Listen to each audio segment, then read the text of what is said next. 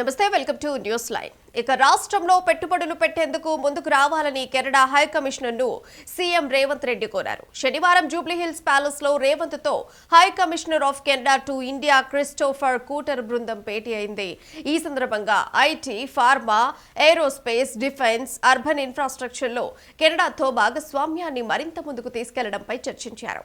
ఈ సందర్భంగా ప్రభుత్వం చేపట్టిన ప్రతిష్టాత్మక ప్రాజెక్టులను కెనడా హై కమిషనర్ కు వివరించారు ముఖ్యమంత్రి. ఇక startups, education, advance technology centres లోనూ పెట్టుబడులకు ముందుకు రావాలని సీఎం కోరారు.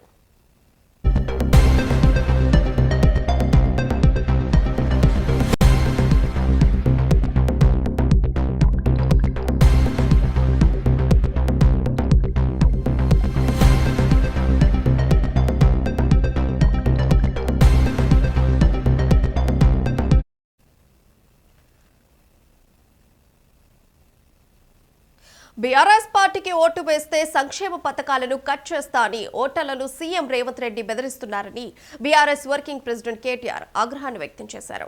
ఇక సీఎం బెదిరిస్తే ఓటర్లు ఆయన తోక కట్ చేస్తారన్నారు. ఓటమి భయంతో రేవంత్ రెడ్డి ప్రజలను బెదిరిస్తున్నారు. 2 ఏళ్లలోనే రాష్ట్రాన్ని భ్రష్టు పట్టించారని ఆగ్రహాన్ని వ్యక్తం చేశారు ఆయన. ఇక తెలంగాణ భవన్లో కేటీఆర్ సమక్షంలో TDP general secretary Srinivas Naidu, ఇతర టీడీపీ నాయకులు బీఆర్ఎస్ పార్టీలో చేరారు. ఈ సందర్భంగా వారికి కండువాలు కప్పి పార్టీలోకి ఆహ్వానించారు. ఈ సందర్భంగా కేటీఆర్ మాట్లాడుతూ ఎన్నికల ముందు నోటుకొచ్చిన హామీలన్నీ ఇచ్చి ఇప్పుడు అమలు చేయడం లేదన్నారు. ఆడబిడ్డలకు తులం బంగారం ఇస్తామని చెప్పి ఇప్పుడు ప్రజల మెడలో గొలుసులు కూడా లాక్కుంటోందని ఆయన సెటైర్లు వేశారు. ముఖ్యమంత్రి గారు నిన్న జూబ్లీహిల్స్ ఎన్నికల్లో ప్రచారం చేస్తుండు. ప్రచారం చేసేటప్పుడు మేము కూడా ఎలక్షన్లు కొట్లాడినాం. జరా ఖాముష్ బేటో, జర్రా ఓ హీరో, జర్రా ఆరామ్ సరో. ఇప్పుడు ఎలక్షన్లు వస్తాయి పోతాయి. వచ్చినప్పుడు ఏం చెప్పాలి ప్రభుత్వంలో ఉన్న వాళ్ళు? ఇగో మీరు మాకు అవకాశం ఇచ్చిర్రు, మీరు మాకు ఓట్లేసి మళ్ళీ గెలిపిస్తే మంచి పనులు చేస్తా అని చెప్పుకోవాలి. ఏమైనా తప్పులు ఉంటే తప్పులు కరెక్షన్ చేసుకుంటా అని చెప్పుకోవాలి. అంతేగాని బెదిరిస్తారా ఎవరన్నా ఓటర్లను? నువ్వు వేయకపోతే ఇది బంద్ పెడతా, అది బంద్ పెడతా. నేను అడుగుతున్నా, ఒక్కసారి ఆలోచన చేయండి. మీరు ఆ పదవే ప్రజలు ఇచ్చిన భిక్ష. ఆ పదవి మంత్రి పదవైనా, ఎమ్మెల్యే పదవైనా, ముఖ్యమంత్రి పదవైనా మీరు పెట్టిన భిక్ష. మీరు కాదనుకుంటే పెద్ద పెద్దోళ్ళే దిగిపోయినారు. ఎన్టీ రామారావుని ఒడగొట్టిరు, ఈ దేశంలో ఇందిరమ్మను ఒడగొట్టిరు. మరి ఈయన ఎంత 3 ఫీట్ల మనిషి. గట్టిగా మీరు అనుకుంటే తీసవతల వారేస్తారు. కానీ ఆయన ఎక్కువ ఊహించుకుంటున్నాడు. ఆయన నేనేదో రాజు అయిపోయినా, చక్రవర్తిని అయిపోయినా, నన్ను మించిన వాడు లేడు, నేనేదో యుద్ధంలో గెలిచి వచ్చినా, ఇది నా సామ్రాజ్యం అన్నట్టు ఇది కట్ చేస్తా, అది కట్ చేస్తా అంటే ఆయన తోక కట్ చేసే రోజులు ఎక్కువ దూరం ఏం లేదు. జూబ్లీహిల్స్లో బరాబర్ ప్రజలు తోక కట్ చేసే ఆలోచనలు ఉన్నారు. కాంగ్రెస్ పార్టీది బుద్ధి చెప్పే ఆలోచనలు ఉన్నారు. ఇక జూబ్లీహిల్స్ ఉప ఎన్నికల్లో ఓట్లు వేయకపోతే పథకాలు ఆపేస్తా అని ముఖ్యమంత్రి బెదిరిస్తున్నారని మాజీ మంత్రి తలసాని శ్రీనివాస్ యాదవ్ ఆగ్రహం వ్యక్తం చేశారు. దమ్ముంటే పథకాలు బంద్ పెట్టు అంటూ సవాల్ చేశారు. నువ్వు పథకాలు బంద్ చేస్తే ఎట్లా తీసుకురావాలో మాకు తెలుసన్నారు. పథకాలు ఆగితే అసెంబ్లీ స్తంభింపజేస్తాం, ఏమనుకుంటున్నావు అంటూ హెచ్చరించారు. ఇక కంటోన్మెంట్ ఉప ఎన్నికల్లో గెలిచి 4,000 కోట్ల అభివృద్ధి చేశామని రేవంత్ రెడ్డి చెప్తున్నాడని, అది నిరూపిస్తే వెంటనే రాజీనామా చేస్తారని సవాల్ విసిరారు.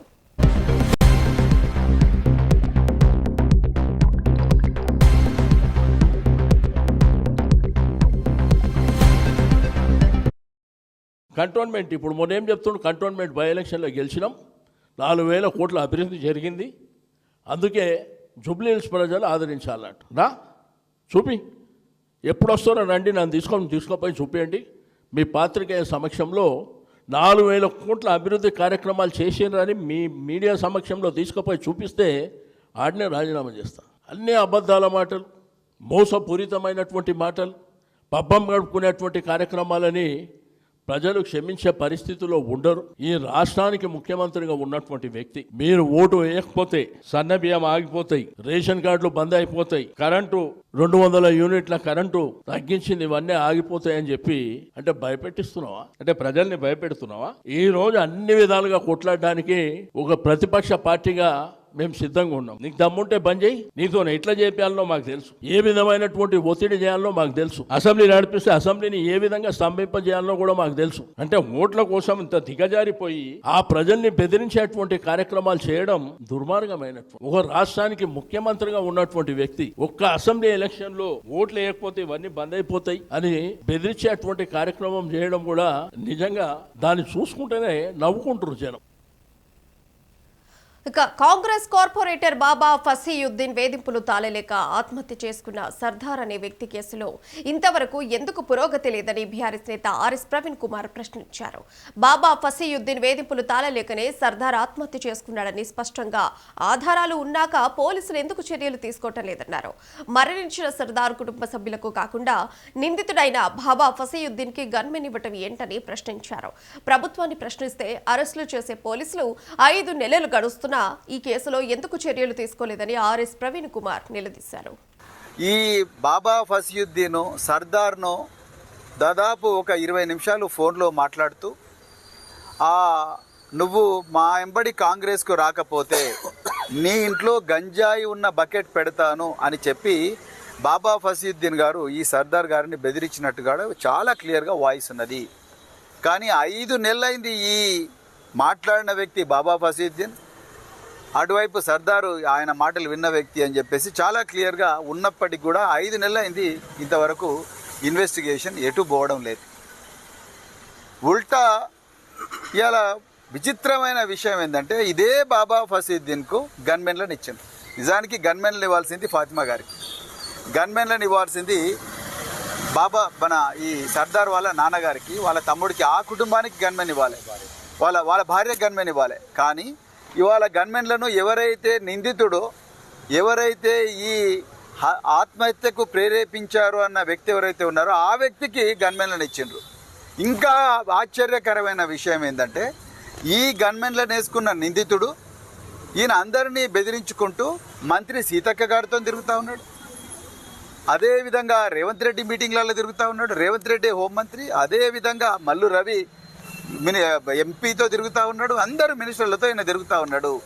ఇవాళ మేము ఏ గల్లీకి పోయినా, ఏ చౌరస్తాలో కూర్చొని మాట్లాడినా కూడా అక్కడ ఉండే ప్రజలందరూ సార్ ఈయన బెదిరింపులు చాలా ఎక్కువగా చేస్తూ ఉన్నాడు.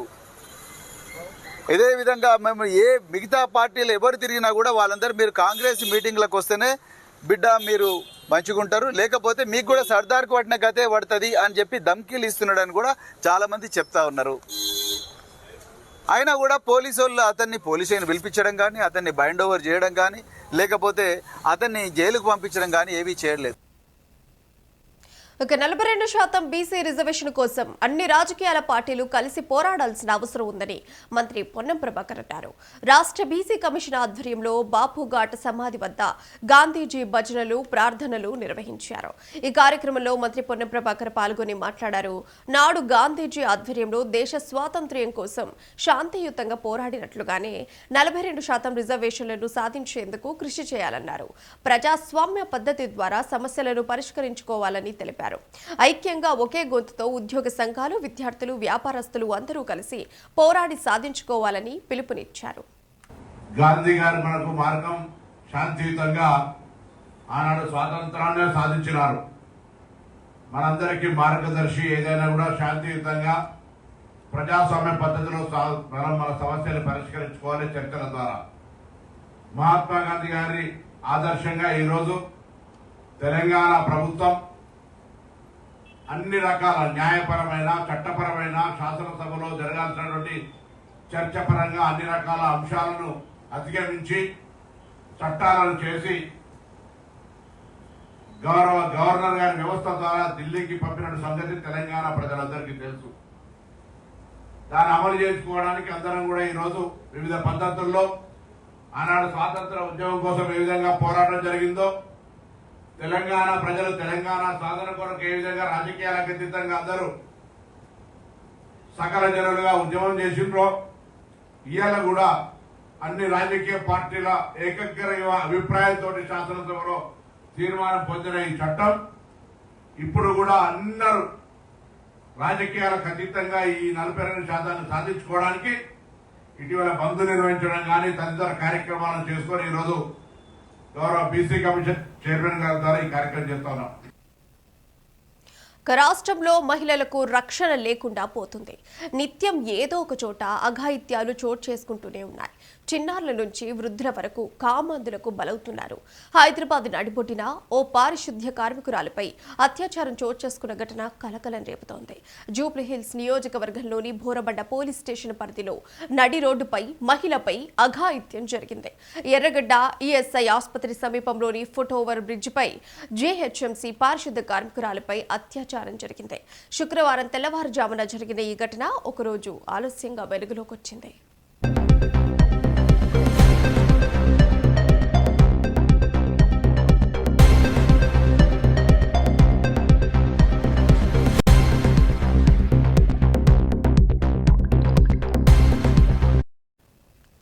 పారిశుద్ధ్య కార్మికులు ప్రతిరోజులాగే శుక్రవారం తెల్లవారుజామున తన విధులను నిర్వహిస్తోంది.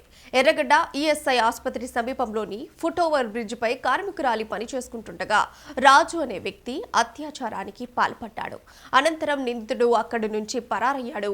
ఈ దారుణ ఘటనపై బాధిత మహిళ బోరబండ పోలీసులను ఆశ్రయించింది. వెంటనే కేసు నమోదు చేసిన పోలీసులు నిందితుడు రాజును అదుపులోకి తీసుకున్నారు.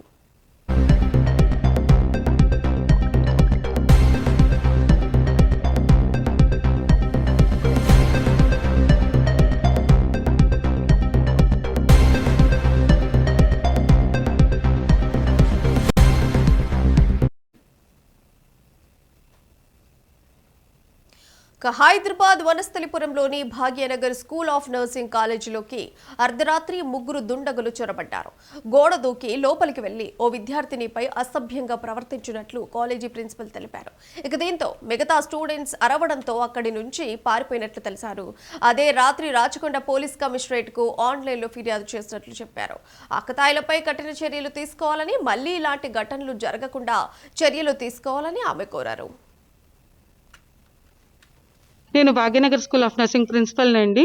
నిన్న రాత్రి 12:30 ఆ టయానికి ఇక్కడ భయాందోళనకి బాగా గురయ్యారు. పిల్లలు చాలా భయపడ్డారు. వేరే వ్యక్తులు, గుర్తు తెలియని వ్యక్తులు కాలేజ్ లోపలికి ఎంటర్ అవ్వటము, పిల్లలని చాలా భయపెట్టడం, గ్రిల్స్ కొట్టడం, డోర్స్ కొట్టడము, ఇలాంటివన్నీ చేసి పిల్లల్ని భయపెట్టారు. వాళ్ళు నాకు ఫోన్ చేశారు నైట్. సో నేను వెంటనే పిఎస్కి కాల్ చేసి నేను ఇన్ఫర్మేషన్ కూడా ఇచ్చానండి. ఇన్ఫర్మేషన్ ఇచ్చాక వాళ్ళు వచ్చారు, వాళ్ళు చూసుకున్నారు. కొంచెం అంటే దాంతో కొంచెం ఊరట ఉంది. కానీ మాకు ఇంకా ముందుకు కూడా ఇలాగ జరగకుండా మాకు సెక్యూరిటీ కావాలని చెప్పి పిల్లలకు సంరక్షణ కోసం అడుగుతున్నానండి నేను. రంగారెడ్డి జిల్లాలో మహిళా దొంగల గ్యాంగ్ హల్చల్ చేసింది. రాజేంద్ర నగర్ పోలీస్ స్టేషన్ పరిధిలోని ఒక నిర్మాణంలో ఉన్న ఇంటికి ఆటోలో అర్ధరాత్రి 5గురు మహిళలు వెళ్లారు. అక్కడ దొంగతనానికి యత్నించారు. అయితే అక్కడ ఏమీ దొరకకపోవడంతో మరో ఇంటిని పరిశీలించారు. అక్కడ కూడా ఏం లేకపోవడంతో అక్కడి నుంచి వెళ్లిపోయారు. సీసీటీవీ ఫుటేజ్ ఆధారంగా పోలీసులు దర్యాప్తు చేస్తున్నారు.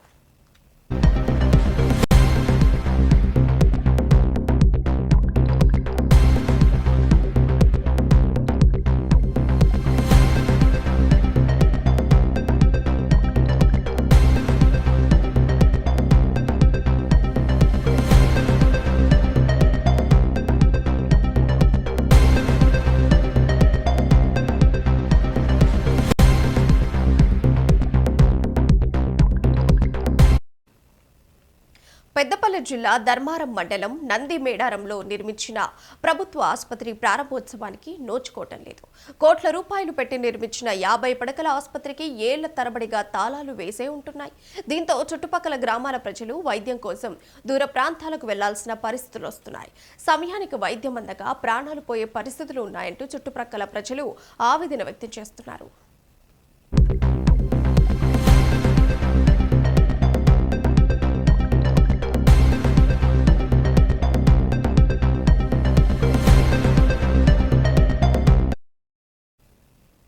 ఇక హాస్పిటల్ భవనం సిద్ధంగా ఉందని, కేవలం సిబ్బందిని కేటాయిస్తే ఇక్కడ వైద్య సేవలు ప్రారంభం అవుతాయంటున్నారు స్థానికులు. మంత్రి అడ్లూరి లక్ష్మణ్ కుమార్కి పలుమార్లు చెప్పుకున్నా ఫలితం లేదని వాపోతున్నారు. చూస్తా చేస్తా అని చెబుతూనే ఉన్నారు తప్ప ఏమాత్రం ముందుకు సాగటం లేదని ప్రజలు ఆగ్రహాన్ని వ్యక్తం చేస్తున్నారు. నా పేరు బొంతల నరసింహం, మాది నందిమేడారం గ్రామస్తులను. గత ప్రభుత్వం నిర్మించిన హాస్పిటల్ చాలా సంతోషకరంగానే ఉండేది. కానీ ఇప్పుడున్న ప్రభుత్వం నిర్లక్ష్యానికి నోచుకునే హాస్పిటల్గా మారింది. మాకు చాలా ఇబ్బందులకు గురవుతున్నాం. గ్రామస్తులకు ఎక్కడికైనా వైద్యానికి వెళ్ళాలన్నా కానీ, ఎక్కడైనా చేరాలన్నా కానీ 30-40 కిలోమీటర్ల దూరం వెళ్ళాలి. అట్లాంటి సమయంలో కొన్ని ప్రాణాలు కూడా కోల్పోయిన రోజులు కూడా ఉన్నాయి. నిన్నగాక మొన్న గౌన్లైనా కూడా చనిపోయాడు, దగ్గర హాస్పిటల్ లేక. మొన్న పీర్ మహమ్మద్ అనే కాంగ్రెస్ లీడర్ కూడా మొన్న వైద్యం సరిగా టైంకి అందక చనిపోయాడు. అలాంటి ఇక్కడ హాస్పిటల్ మాకు ఇంత పెద్ద హాస్పిటల్ ఉన్నందుకు సంతోషించాలా బాధపడాలేదో అర్థమవుతలేదు. దానికి గత ప్రభుత్వం చేసిన మంచి పనికి ఇప్పుడున్న ప్రభుత్వానికి తేడా ఏంటంటే, అప్పుడు ఉన్న ప్రభుత్వం ఏమో 50 పడకల హాస్పిటల్ ఇస్తే సంతోషపడ్డాము. ఇప్పుడున్న ప్రభుత్వం ఏమో ఇది ప్రారంభానికి నోచుకోకుండా ఇలా గొర్రెలు, మేకలు, గుడ్డు, ఆవులు, కుక్కలు వండుకొని ఇక్కడ చాలా ఇబ్బందికరంగా మారుతుంది. తొందరగా ప్రభుత్వం గుర్తించి ఈ హాస్పిటల్ ఓపెన్ చేయాల్సిందిగా గ్రామస్తులం అందరం కోరుతున్నాం. స్థానిక ప్రజాప్రతినిధులను సంప్రదించారా? వచ్చినాం, అన్నగారితో లక్ష్మణ గారితో విన్నపించినాం, చాలాసార్లు చెప్పినాం. టైం పెడుతుర్రు, టైంకు రావట్లేదు, టైం దాటిపోతున్నాయి. ఎన్ని టైంలో ఇచ్చినాయో అది ప్రజలకు తెలుసు. అన్నగారు కొంచెం స్పందించి కొంచెం తొందరగా ఓపెనింగ్ చేయాలని. నా పేరు నేరల చిన్నలచ్చయ్య, మా గ్రామం మేడారం. టీఆర్ఎస్ ప్రభుత్వం ఉన్నప్పుడు బాగా ప్రజలకు ఇబ్బంది అయింది, మన మండలం అంతా ఇబ్బంది అయింది. కాబట్టి ఈశ్వరన్న ప్రజల కష్టాలను చూసి ఏం చేసిండంటే 50 పడకల హాస్పిటల్ శాంక్షన్ చేయించిండు. అప్పటి నుండి ఆయన హయాంలో హాస్పిటల్ శాంక్షన్ అయింది, కట్టడం జరిగింది. ప్రజలకు బాగా ఇబ్బంది అవుతుంది. ఈ ప్రభుత్వం మంత్రి గారు లక్ష్మణ్ కుమార్ గారు వారికి ఏమైనా చిత్తశుద్ధి ఉంటే వెంటనే దీన్ని ఇనాగ్రేషన్ చేయవలసిందని మేము ప్రభుత్వానికి చెప్పినాం. వారు మంత్రి ఊళ్ళకి తీసుకొని చెప్పినాం, ఇనాగ్రేషన్ చేయించాలి తొందరగా, పబ్లిక్ ఇబ్బంది అవుతుంది. ఒకవేళ బాగా సీరియస్ ఉన్న పేషెంట్లందరూ 50 కిలోమీటర్ల జగిత్యాల కర్మలో తీసుకెళ్ళడం జరుగుతుంది. మా కష్ట సుఖాలు మేము తెలియజెప్పినాం, అయినా వారు పట్టించుకుంటాడు. ఏమన్నారు వారు? మీరు సరే అన్నాడు, వెళ్ళిపోయాడు.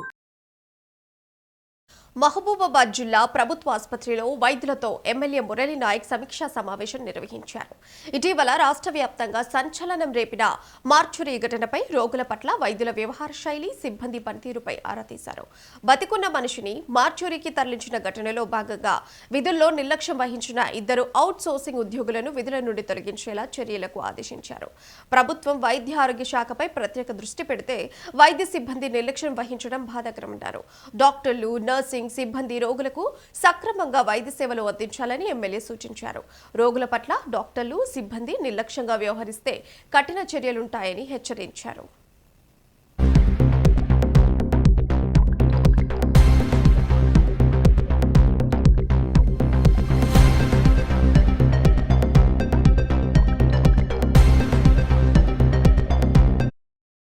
మన గవర్నమెంట్ హాస్పిటల్ మార్చురీలో ఒక మనిషిని బతికుండగానే మార్చురీకి తరలించారన్న దాని మీద నిన్న నేను హాస్పిటల్ రావడం, రాజ్ అనే పేషెంట్ జయరాం అతనిది.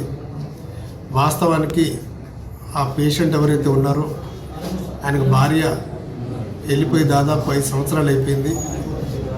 వచ్చి తాగుబోతులాగా తయారయ్యి దడప ట్రాక్టర్ డ్రైవర్గా పనిచేస్తూ వచ్చిన డబ్బుతో తాగి ఇక్కడ వచ్చి క్యాంటీన్ వద్ద పడిపోవడం, ఇక్కడ క్యాంటీన్ సిబ్బంది భయపడి ఈయన చనిపోయాడు మా మీదకి వస్తుందనే భయంతోనే వారు తీసుకెళ్లి మార్చురీలో పడిపోవడం, అది నిజంగా కూడా రాష్ట్రాన్ని కుదిపేసిన సంఘటన. దాని గురించి వివరాలు తీసుకొని నిన్న హెల్త్ మినిస్టర్ అయినటువంటి దామోదర్ రాజనరసింహ గారు కూడా ఒక అరగంట సేపు బ్రీఫింగ్ ఇవ్వడం జరిగింది. అదేవిధంగా నిన్న డిఎంఈ ఆఫీస్ నుంచి ఒక 3 స్పెషల్ ఇన్వెస్టిగేటింగ్ టీం నిన్న వచ్చేసి వాస్తవాలు ఏంటంటే అన్నీ తెలుసుకొని నిన్న వారొక రిపోర్ట్ తయారు చేసి గవర్నమెంట్ ఇవ్వడానికి వారొక రిపోర్ట్ తయారు చేయడం జరిగింది. అంతేకాకుండా మొన్న జరిగినటువంటి ఏవైతే చిన్న తప్పిదాలు ఉన్నాయో అటువంటి తప్పిదాలు జరగకూడదనే ఉద్దేశంతోనే ఈరోజు హాస్పిటల్ సూపరింటెండెంట్ గారు, అదేవిధంగా గవర్నమెంట్ హాస్పిటల్ ప్రిన్సిపల్ గారు, ఆర్ఎంఓ గారు వీరి సమక్షంలో డిపార్ట్మెంట్ హెడ్లను, అదేవిధంగా నర్సింగ్ స్టాఫ్ వాళ్ళతో కూడా మీటింగ్ పెట్టుకోవడం జరిగింది. వాస్తవానికి నర్సింగ్ స్టాఫ్లో కూడా తీవ్ర అశ్రద్ధ ఉంది. ప్రజల్లో పేషెంట్స్ తనకి కేర్ చేయకపోవడం, వాళ్ళ గురించి డీటెయిల్స్ తెలియకపోవడం, ఎంతసేపు ఆ ఫోన్లలో వీడియో చాటింగ్లు తప్ప వేరే పని చేయడం అనేది తెలిసి వాళ్ళని గట్టిగా మందలించడం జరిగింది. అదేవిధంగా డాక్టర్ల విధుల్లో ఎక్కడైనా నిర్లక్ష్యం జరిగితే తీవ్ర యాక్షన్లు ఉంటాయని చెప్పేసి వాళ్ళు కూడా ఇప్పుడు వాళ్ళకు వార్నింగ్ కూడా ఇవ్వడం జరిగింది. మన గవర్నమెంట్ హాస్పిటల్ మార్చురీలో ఒక మనిషిని బతికుండగానే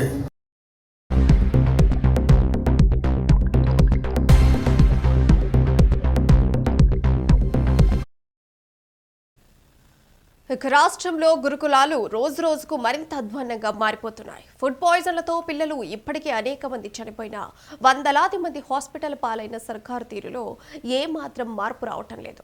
వరుసగా ఫుడ్ పాయిజన్ ఘటనలు చోటు చేసుకుంటూనే ఉన్నాయి. జోగులాంబ గద్వాల జిల్లాలోని గురుకులంలో జరిగిన ఫుడ్ పాయిజన్ ఘటనలో 50 మందికి పైగా విద్యార్థులు అస్వస్థతకు గురయ్యారు.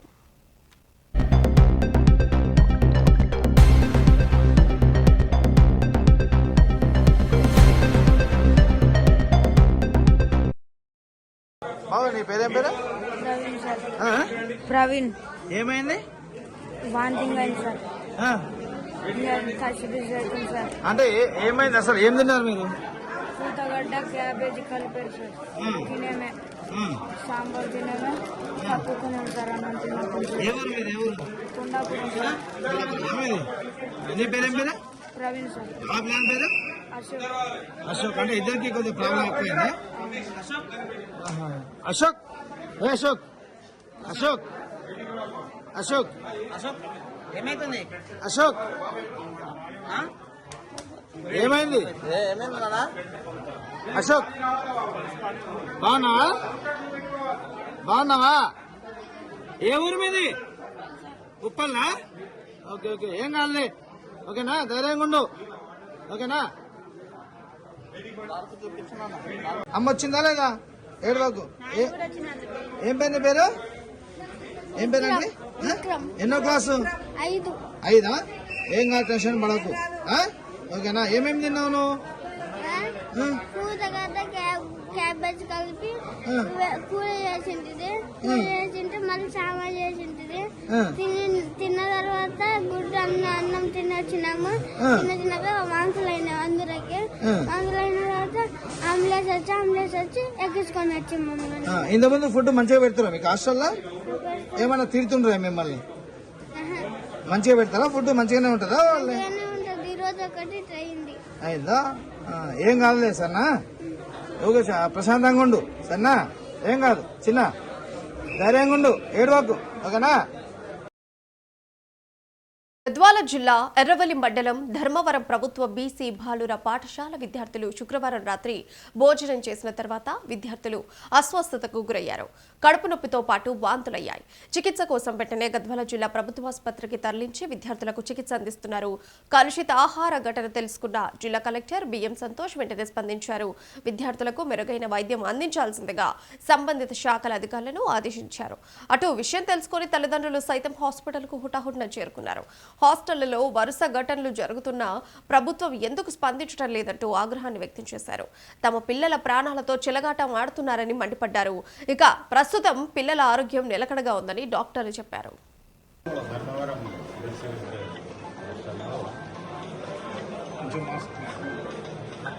సార్ కొద్దిగా వాయిస్ పెంచండి సార్, వాయిస్ గట్టిగా. ఈరోజు సాయంత్రం పిల్లలకి ధర్మవరం పరిసంవత్సరంలో పిల్లలకి అన్నం తిన్న తర్వాత వాళ్ళ కడుపుకి రావడం, వాంతులు రావడం అనేది వెంటనే తెలియగానే అందరినీ కూడా ఎవరైతే అలాంటి సింటమ్స్ ఉన్నారో వాళ్ళందరినీ కూడా ఏరియా హాస్పిటల్కి తీసుకురావడం జరిగింది. ఇక్కడ మొత్తం అందరూ కూడా సిబ్బంది అందరూ కూడా డాక్టర్స్, ఇతర సిబ్బంది అందరూ కూడా ముందే చెప్పడం వల్ల వాళ్ళకి ప్రథమ చికిత్స అనేది కూడా చేయడం జరిగింది. ఇప్పుడు డాక్టర్లు చెప్పిన దాని ప్రకారం అందరూ కూడా రెగ్యులర్గా ఉన్నారు. ఇంకా కూడా వాళ్ళకు కొద్దిసేపు చెప్పేసి ఎవరైతే ఎలాంటి ఇది లేదంటే డాక్టర్ ఒపీనియన్ ప్రకారం వాళ్ళు తిరిగి పంపించడం జరుగుతుంది. మరి ఈరోజు ఎన్నడూ మన దగ్గర ఇది లేకుండింది. వాళ్ళ పిల్లలు కొద్దిగా అన్నం తిన్న తర్వాత సాంబారు, అన్నము, క్యాలీఫ్లవరు, ఎగ్ ఇవన్నీ కూడా సాయంత్రం తినమన్నారు. అది తిన్న తర్వాతనే ఇది జరిగిందన్నారు. దీని పట్ల మేము పూర్తిగా ఎలాంటి నిర్లక్ష్యం కల్పించినా సంబంధిత వార్డెన్ ఎవరైతే ఉన్నారో ఆయన పైన చర్యలు తీసుకోవడం అనేది జరుగుతుంది. సార్ మొత్తం ఎంతమంది వచ్చారు పిల్లలు? ఇప్పటివరకు ఇప్పుడు 110 మంది ఈరోజు అటెండెన్స్ ఉన్నారన్నారు. ఇప్పటి వరకు మనకు అటెండెన్స్లో అవుతుంది 55 మంది. దాంట్లో సపరేట్గా బాగున్న వాళ్ళంతా కూడా ఎవరైతే చేస్తున్నామో వాళ్ళందరినీ కూడా ఇక్కడే డాక్టర్స్ అబ్జర్వేషన్ ఉన్నాం. డాక్టర్లు సిబ్బంది అందరూ ఉన్నారు. మేము కూడా ఎవరికి ఎలాంటి సమస్య ఇప్పటివరకు ఏమీ లేదు. దానికి సంబంధించిన ప్రథమ చికిత్స కూడా జరుగుతుంది. తర్వాత డాక్టర్ల అడ్వైజ్ని బట్టి వాళ్ళని పంపించడం.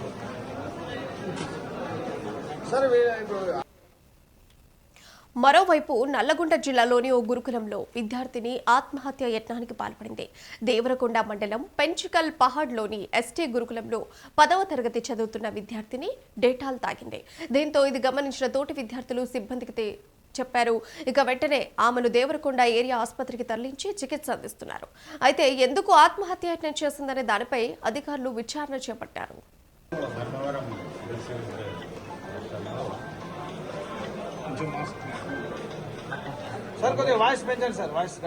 ఈరోజు సాయంత్రం పిల్లలకి ధర్మవరం పరిసంస్థలో పిల్లలకి అన్నం తిన్న తర్వాత వాళ్ళ కడుపునికి రావడం వాంతులు రావడం అనేది వెంటనే తెలియగానే అందరినీ కూడా ఎవరైతే అలాంటి సింటమ్స్ ఉన్నారో వాళ్ళందరినీ కూడా ఏరియా హాస్పిటల్కి తీసుకురావడం జరిగింది. ఇక్కడ మొత్తం అందరూ కూడా సిబ్బంది అందరూ కూడా డాక్టర్లు ఇతర సిబ్బంది అందరూ కూడా ముందు చెప్పడం వల్ల వాళ్ళకి ప్రథమ చికిత్స అనేది కూడా చేయడం జరిగింది. ఇప్పుడు డాక్టర్లు చెప్పిన దాని ప్రకారం అందరూ కూడా రెగ్యులర్గా ఉన్నారు.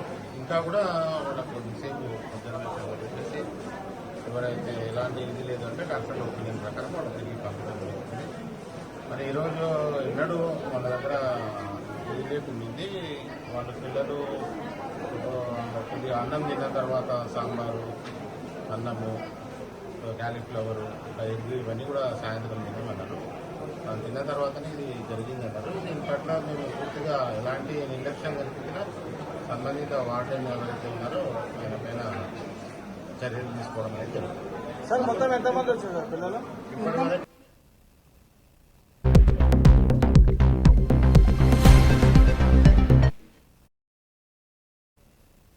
జగిత్యాల జిల్లా గొల్లపల్లి మండల కేంద్రంలోని కస్తూర్బా గాంధీ బాలికల వసతి గృహంలో కేర్టేకర్ సుజాత ప్రవర్తనపై విద్యార్థినులు తీవ్ర ఆగ్రహం వ్యక్తం చేశారు.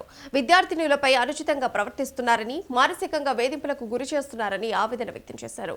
కేర్టేకర్ సుజాతపై చర్యలు తీసుకోవాలంటూ స్కూల్ ముందు బైఠాయించి నిరసన తెలిపారు. ఈ సందర్భంగా పలువురు మాట్లాడుతూ సరిపడ ఫుడ్ కూడా పెట్టడం లేదన్నారు. అడిగితే బూతులు తిడుతుందని ఆరోపించారు. ఈ ఘటనపై విద్యాశాఖ అధికారులు విచారణ చేపట్టాలని డిమాండ్ చేశారు.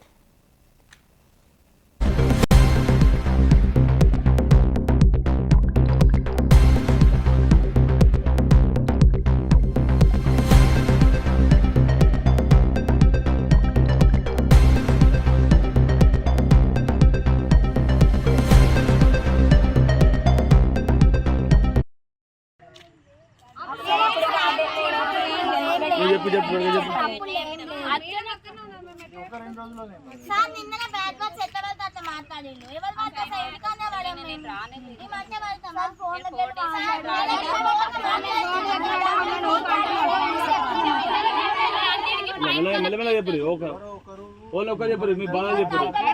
పోయా అంట ఎన్నో ఉండంటే మళ్ళీ పొద్దు మార్నింగ్ వరకు వచ్చి కాలేజ్లో ఉంటున్నాం, హాస్టల్లో ఉంటున్నామాట. నైట్ మార్నింగ్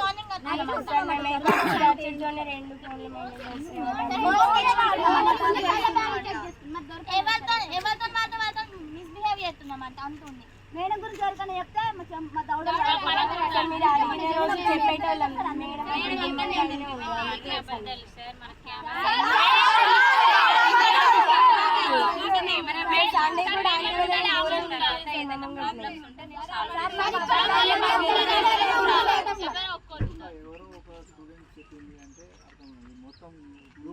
అయితే సార్ ఒక మాట, అయితే మా పాపకు కడుపు నొప్పులు వేసినారు మన 10 days కింద.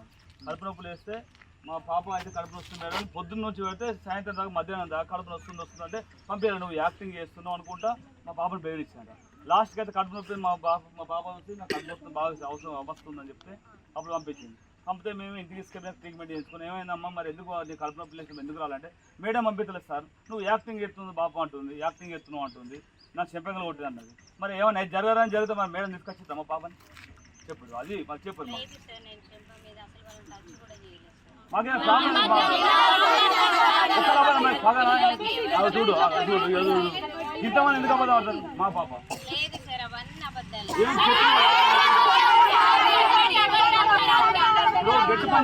నాడు పొద్దున 7:00కి పాలు వచ్చినాయి.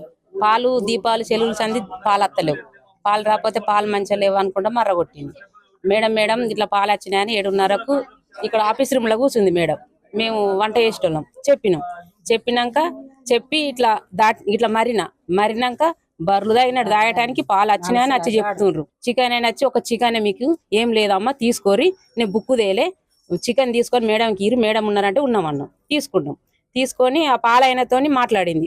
ఫోన్ బాగా చెప్పి మాట్లాడింది. నేను ఇక్కడనే నిలబడి ఫోన్ అయిపోయినాక మేడం చికెన్ అయినా వచ్చి ఇచ్చిపోయిండు, ఆయన బుక్కు తేలా అంటే అట్లా చీరలకి వెళ్ళి లేచి ఎట్లా తీసుకున్నారు మీరు మనుషులు కాదా చికెన్ ఎట్లా తీసుకున్నారు మీరు అని బయటకు వచ్చి మీరే వంటోళ్ళు వండుకొని 4 కిలోల చికెన్ 3 తినూరి, పిల్లలకైతే పెట్టకూరి, పారేయిరి అని చెప్పి మా మీదకి గొడవకు వచ్చింది. నా పేరు వెంకటస్వామి, మాది గుంజపడి విలేజ్. మా పిల్లలు ఇక్కడ ఫస్ట్ ఇయర్ అవుతారు ఇద్దరు. అయితే మా పాపకు ఒకనాడు కడుపు నొప్పి లేస్తే ఇబ్బంది ఉంటే ఏం చేసింది, మేడం పంపించలేదు. అనారోగ్య కారణమైనా కూడా నువ్వు యాక్టింగ్ చేస్తున్నావు కావాలని చెప్పి మా పిల్లల్ని చెప్పి టార్చర్ చేస్తాడు. తర్వాత బూతులు తిట్టడు. ఒకనాడు కడుపు నొప్పి లేస్తే పొద్దున్న కడుపు నొప్పి లేసినా కావాలే ఉంచుకొని 5 గంటలకు పంపించింది. మా పాపకి ఏమైనా జరిగితే పరిస్థితి ఎట్లుంటుంది, మా ఎంత బాధపడ్డాం అని అనవసరం ఉంటాం. మా పిల్లలకు అన్నం పెట్టలేదు, చక్కగా అన్న భోజనం సరిపోతలేదు, పాలు కూడా వస్తలేవంట. తిరుగుతున్నారు. మీకు దిక్కు లేక ఎందుకు వచ్చారు అమ్మ అనుకుంటే మా పిల్లలు చెప్పారు, మాకు దిక్కు లేకుండా నువ్వు వచ్చారు, మీరు హాస్టల్లో ఉన్నారు అనుకుంటే మమ్మల్ని మా పిల్లలను తిట్టింది. మళ్ళీ మా పాపని కొట్టింది. మేడం చూసినావా, మా పాపని చెంపమూల కొట్టి ఇట్లా దొబ్బేసిందంట. మా పాప చెప్పిందా. కాబట్టి ఆ మేడం మీద మీరు తగిన చర్యలు తీసుకోవాలి. హన్మకొండలో వరద ప్రభావిత ప్రాంతాల్లో పర్యటనకు వెళ్లిన కాంగ్రెస్ ఎమ్మెల్యే కేఆర్ నాగరాజును స్థానికులు నిలదీశారు. ఫోటోలు దిగడానికి వచ్చారంటూ ప్రశ్నించారు. మా ఇండ్ల పరిస్థితి చూసి జరిగిన నష్టాన్ని రాష్ట్ర ప్రభుత్వం ఇచ్చేలా చూడాలని కోరారు. అంతేకాని వచ్చి తూతూ మంత్రంగా చూసిపోవద్దంటూ ఆగ్రహాన్ని వ్యక్తం చేశారు.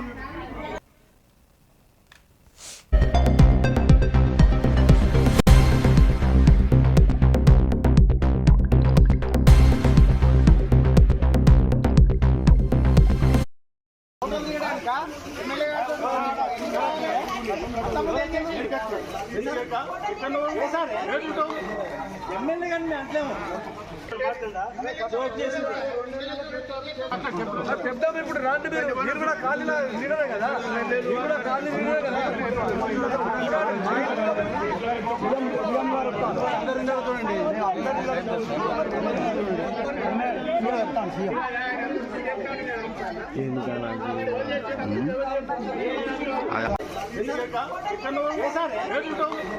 ఎమ్మెల్యే కానీ మేము అంటలేము. చెప్తాము ఇప్పుడు రాండి, మీరు కూడా ఖాళీలా దిగలే కదా, మీరు కూడా ఖాళీ దిగలే కదా.